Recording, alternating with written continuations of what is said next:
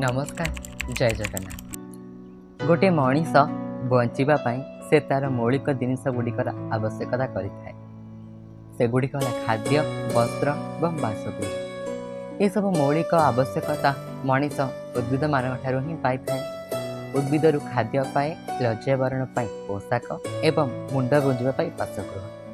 पृथ्वी पृष्ठ वृक्ष मानकर भूमिका अत्यंत गुरुत्वपूर्ण। हेले आज मनीष निजर स्वार्थ पूरण वृक्ष मानकर क्षति करने बसुचे। वृक्ष नथिले वर्षा हेब नहीं। वर्षा नहेले जनसाधारण जलर अभाव भोग करेंगे।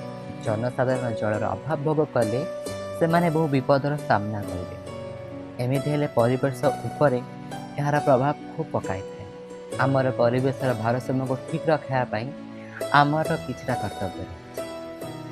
वर्तमान समय वृक्ष मानकर अभाव बहु मात्रा देखा मिलूँ, जहाँफल ग्रीष्म ऋतु में प्रचंड खरा अनुभूत हो तापमात्रा 45 डिग्री वृद्धि हो 46 डिग्री टपिला।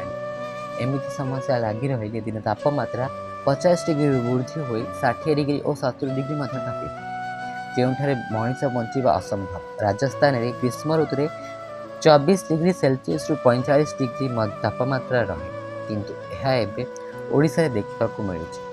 एते मात्रा गरम होबारु एसी कूलर भी काम करना, जो तापमात्रा एसी परी शीतल पवन प्रदान कर यंत्र काम करूना, से जनसाधारण माने फैन पवन किपर गरम गरम रक्षा पाए। आम मान मुंड छत थाई आम मैंने गरम और अंशुघातर शिकार होते। भावी देख, झील मान पाखे मुंड गुंजापी घरटीए ना से किपर रोचे, से प्रति मुहूर्त मरण सह संघर्ष कर। एपरी परिस्थिति पृथ्वी पृष्ठ वृक्ष मानकर आवश्यकता बहुत रही। वृक्ष मानकर अभाव हेले आसंता काली आम निश्वास नापी अम्लजान पाइबा ना, खाइबा खाद्य पाइबा ना, मर्त्य पृष्ठ थाई आम मैंने नर्क जंत्रणा भोग करवा।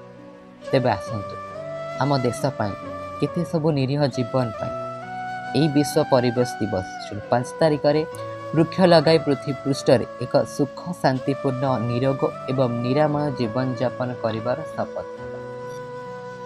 आम एपर एक परिवेश सृष्टि करवा जो परिवेश प्राकृतिक सौंदर्य परिपूर्ण। आम आम परिवेश को प्रोटेक्ट करवा ना, बरं आम परिवेश आमको प्रोटेक्ट कर।